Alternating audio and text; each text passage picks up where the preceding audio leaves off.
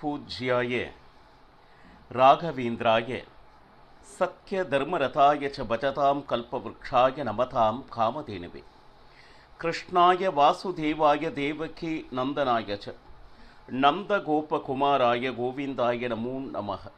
ஐந்தாவது வேதம் என்று போற்றப்படும் மகாபாரதம் பார்த்து வருகிறோம். இப்போ கர்ணன் பாணத்தினாலும் வார்த்தைகளாலும் காயப்படுத்தியதால் மிகுந்த சோர்வுக்கு உள்ளான தர்மராஜன் சிபிரத்தில் ஓய்வெடுத்துக் கொண்டிருந்தார்.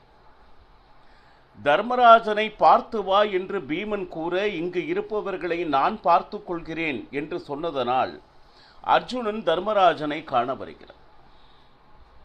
அப்போ அர்ஜுனனை பார்த்த உடனே, ஆஹா, கர்ணனை முடித்து விட்டாயா, அந்த வெற்றி செய்தி சொல்வதற்கு வந்தாயா அப்படின்னு சொல்லிட்டு தர்மராஜன் அர்ஜுனனை பார்த்து மகிழ்ந்தான். ஆனால் உண்மை என்ன என்றால், கர்ணனை அவன் இன்னும் கொல்லவில்லை. இதை கேள்விப்பட்டவுடன் தர்மராஜன் மிகுந்த கோபம் வந்தது. ஏன்னா அவ்வளவு காயத்தை ஏற்படுத்தி இருக்கிறான் தர்மராஜனுக்கு. அர்ஜுனனை மிகப்பெரிய பராக்கிரமசாலி என்றெல்லாம் நினைத்து கொண்டிருக்கும் நேரத்தில் இன்னும் கர்ணனை கொல்லாது இருக்கிறானே, அந்த காண்டீபத்தை வைத்துக் கொண்டு என்னதான் செய்து கொண்டிருக்கிறான் என்று இழிவான பேச்சுக்களால் தர்மராஜன் அர்ஜுனனை என்ன சொல்லுது திட்ட. யார் என்னை பற்றி எது வேண்டுமானாலும் பேசலாம், காண்டீபத்தை பற்றி யார் ஒருவர் இழிவாக பேசுகிறார்களோ அவர்களை கொன்றே தீர்வேன், இது அர்ஜுனுடைய பிரதிஜை. அப்போ தன்னுடைய அண்ணனையே கொல்ல எத்தனைக்க பகவான் கிருஷ்ணன் வந்து தடுத்து என்ன செய்கிறார்? அண்ணனை கொல்வது நியாயமா? உன்னுடைய பிரதிஜையும் சரியாக வேண்டும், அண்ணனையும் கொல்லக்கூடாது. நான் ஒரு உபாயம் சொல்லவா அர்ஜுனனிடம் கிருஷ்ணன். அவனை எவ்வளவு உண்டோ அவ்வளவு திட்டிடும். பாருங்க, மிகப்பெரிய பாடம். யார் ஒருவரை நாம் திட்டுகிறோமோ அவர்களை கொல்வதற்கு சமம் என்று மகாபாரதம் நமக்கு உணர்த்துகிறது. இது எல்லாம் நடந்த பின்னும் மனம் ஆறவில்லை. இவ்வளவு தன்னுடைய அண்ணனை திட்டிவிட்டோமே, இனிமேல் நான் வாழ வேண்டுமா அப்படின்னு சொல்லிட்டு அந்த கத்தி எடுத்து தன்னைத்தானே மாய்த்து கொள்ள எத்தனைக்க, அப்பொழுதும் கிருஷ்ணன் தடித்து என்ன செய்கிறார்? எனக்கு வாழ பிடிக்கவில்லை கண்ணா, என்னை தடுக்காதே. எவ்வளவு இழிவான வார்த்தைகளை என்னுடைய அண்ணன் கூறிவிட்டான், அதை கேட்டுக்கொண்டு அதை என்னால் ஜீரணிக்க முடியவில்லை, இனிமேல் வாழ்வதற்கு எனக்கு இஷ்டமில்லை.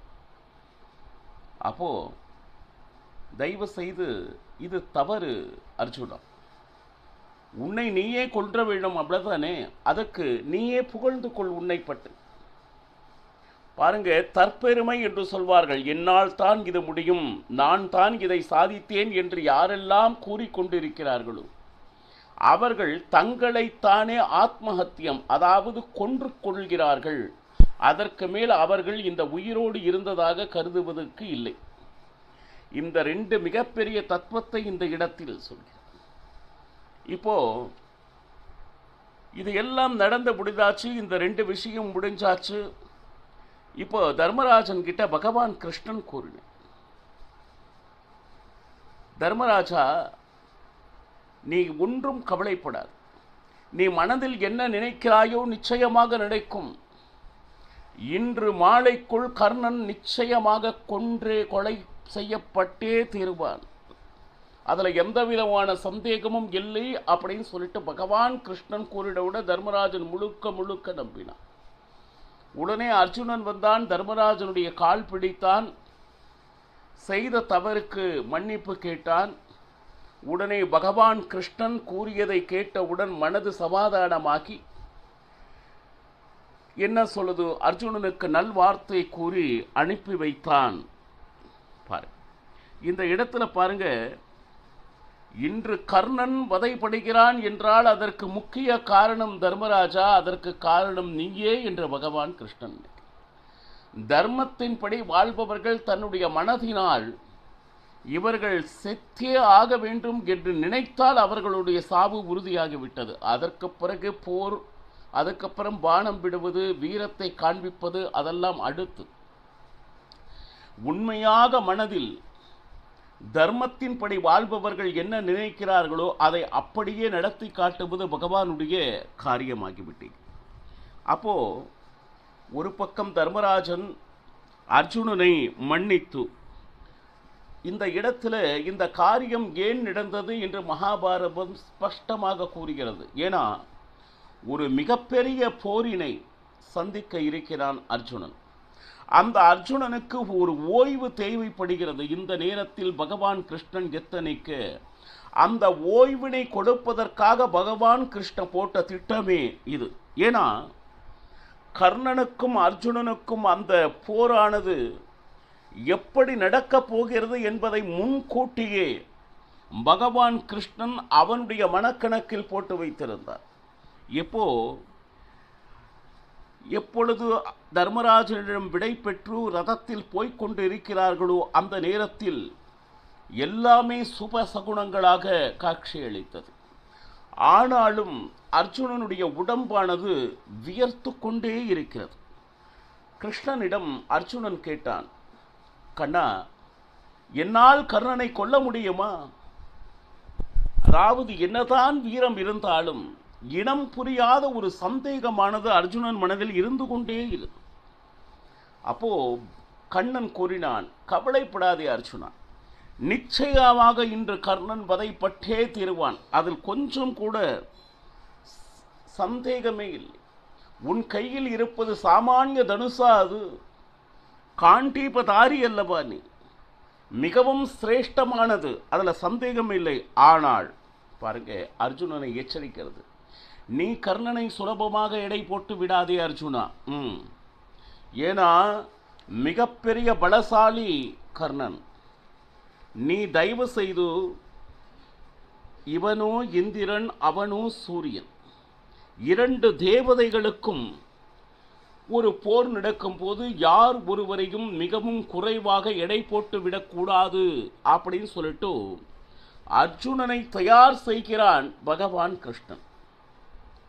ஒரு பக்கம் பீமசேனன் தனி ஒருவனாக இருந்து கொண்டு கௌரவ சைன்யங்களை சுக்குநூறு ஆக்கி கொண்டு இருக்கிறான்.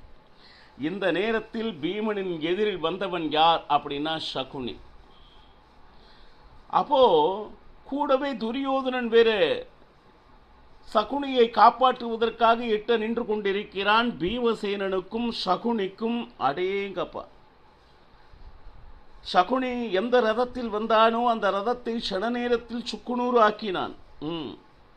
அதாவது எல்லாம் முடிஞ்சது, இன்னும் ஒரே ஒரு அடி அடித்தால் சகுனி செத்து விடுவான்.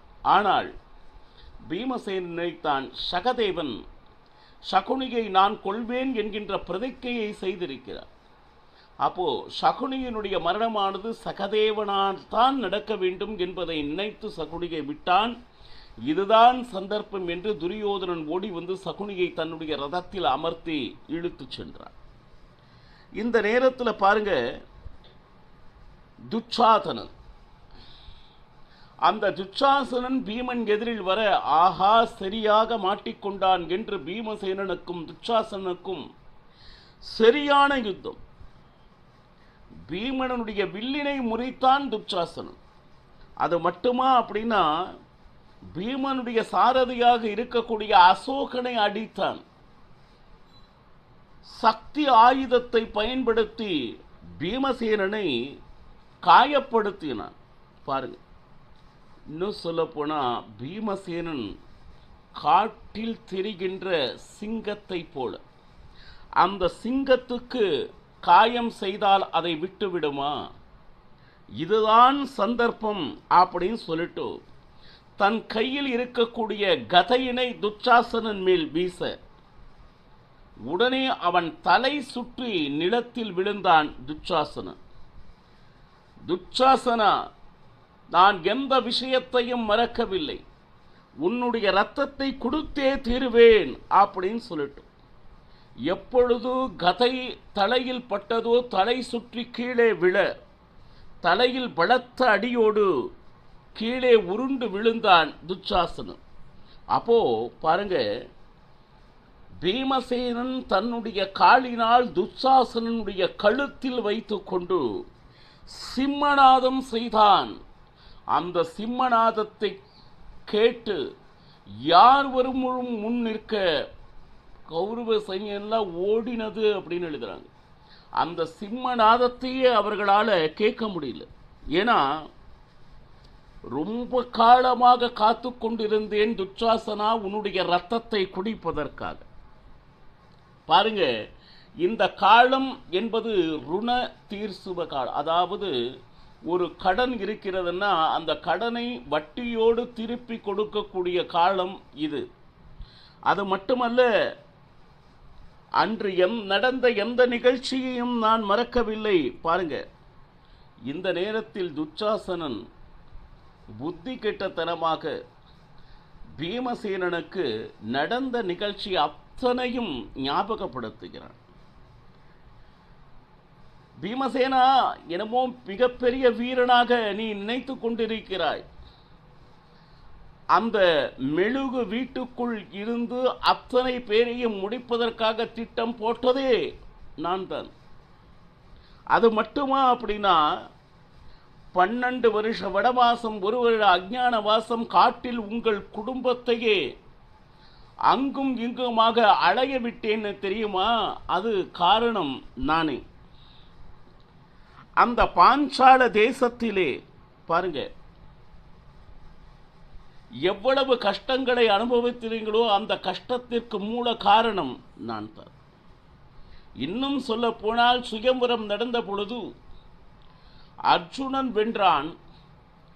அர்ஜுனுடைய பத்தினையை நீங்கள் 5 மணந்தீர்களே, உங்களுக்கு கொஞ்சமாவது மானம் இருக்கிறதா? துச்சாசனன் கீழ் விழுந்திருக்கிறான், பீமனின் காலடியில் கிடக்கிறான். இருந்தாலும் பீமசேனனை எள்ளி நகையாடிய வார்த்தையில் கம்பீரம் மட்டும் குறையவில்லை துச்சாசனனுக்கு. ஏன்னா இந்த கதையை சஞ்சயன் திருதராஷ்டிரனுக்கு சொல்லிக் கொண்டிருக்கும் போது திருதராஷ்டிரனாலேயே பொறுக்க முடியவில்லை. கொஞ்சம் கூட என்னுடைய பையனுக்கு புத்தியே இல்லை. சிம்மத்தை போல பீமசேனன் காலடியில் இருக்கிறான் என்கின்ற நினைப்பு சிறிதும் இல்லாமல் என்னென்ன தவறுகளை சிறுவயதிலிருந்து செய்தான் என்று பட்டியல் வேறு போட்டுக் கொண்டிருக்கிறானே, இவனை விட ஒரு முட்டாள் இந்த உலகத்தில் வேறு யார் இருப்பார்கள்? இது திருதராஷ்டிரன் கதை கேட்டு கொண்டிருக்கும் போதே அந்த துச்சாசனன் செய்கை கொஞ்சமும் புத்திசாலித்தனமானது அல்ல அப்படின்னு சொல்லிட்டு சஞ்சயனன் சொல்லி கொண்டிருக்கிறார். பாருங்க, அது மட்டுமா அப்படின்னா, எல்லாரும் பார்த்து கொண்டுதான் இருக்கிறார்களே தவிர யுத்த ரங்கத்தில் யார் ஒருவரும் பீமசேனன் எதிரில் வர முடியவில்லை. ஏனால் வந்தால் அவர்களும் நாசம் ஆவார்கள். அப்போ இந்த நேரத்தில் பாருங்க, இப்போ துச்சாசனை கொல்லப் போகிறேன், உங்களில் யாராவது இருந்தால் முடிந்தால் காப்பாற்றிக் கொள்ளுங்கள் என்று அரைக்கோவல் விடுத்தான் பீமசேனன். அன்னைக்கு என்னெல்லாம் சொல்லி எங்களை அவமானப்படுத்துகிறீர்கள், நீங்களெல்லாம் பசுக்கள், வேறு எதற்கும் லாயக்கு இல்லை அப்படின்னு சொல்லிட்டு எத்தனை கேலி பேச்சுக்கள் பேசியவர்கள் நீங்கள். அந்த சபையினிலே திரௌபதியை எந்த கையினால் நீ அவளை இழுத்து சென்றாயோ, இப்பொழுது அந்த கையே இல்லாமல் செய்கிறேன் என்று பாருங்க. ஏன்னா அன்றே பிரதிஜை செய்தான், இந்த கையை நான் முறிப்பேன் அப்படின்னு சொல்லிட்டு. அவ்வளவுதான், கை துண்டானது. காலால் மிதித்து கையை படக்கென்று இழுத்தான். துச்சாசனன் தன் கைகளை இழந்தான். உடனே அந்த நேரத்திலும் துச்சாசனுடைய அந்த திமிரானது குறையவே இல்லை. என்ன நடந்துச்சு அப்படின்னா, ரத்தம் குடிப்பேன் ரத்தம் குடிப்பேன்னு சொல்லிட்டு இருக்கியே, நீ குடுக்கலைன்னா நாய் வந்து குளிச்சிடும். அப்படின்னா நீ குடிப்பதும் நாய் குடிப்பதும் ஒன்றுதான் என்று பீமசேனனுக்கு இன்னும் தரைக்குறவான வார்த்தைகளையே பயன்படுத்தி கொண்டிருக்கிறான் துச்சாசன். இப்போ கோபம் மிகுந்து பீமசேனன் துச்சாசனனை அவனுடைய உடலை தூக்கி தூக்கி கீழே போட்டான். ஒவ்வொருவரை விழும் பொழுதும் உயிர் மட்டும் போகவே இல்லை, மரண வழியை அனுபவித்தான் துச்சாசனன். பாருங்க, இந்த நேரத்தில் அவனுடைய ஹிருதயத்தை ஓங்கி அடித்து அவனுடைய இரத்தத்தை கொடுத்தான். ஆஹா ஆஹா, ரொம்ப பிரமாதமாக இருக்கிறது அப்படின்னு சொல்லிட்டு இந்த இடத்துல நீங்கள் நன்றாக சிந்திக்க வேண்டும். துச்சாசனுடைய இரத்தத்தை பீமசேனன் குடித்தானா அப்படின்னா இல்லை, குடிப்பது போல நடித்தான். துச்சாசனுடைய இரத்தத்தை குடிக்கும் அளவிற்கு பீமசேனன் அவன் ஒரு பிராணி அல்ல. இருந்தாலும் அவன் செய்த தவறு அப்பேற்பட்ட தவறு. இன்னும் சொல்ல போனா அதை பார்த்து கொண்டிருந்த கிருபர் தலை சுற்றி கீழ் விழுந்தார். கர்ணன் தன் கையில் இருக்கக்கூடிய தனுசு கடகட கடகடகட நடுங்கியது. இந்த காட்சியை யார் ஒருவரும் இந்த காட்சியை பார்க்கவே முடியவில்லை. கௌரவ சைன்யங்கள் அந்த யுத்த ரணாங்கத்திலே இல்லை, எல்லாம் ஓடி சென்றது.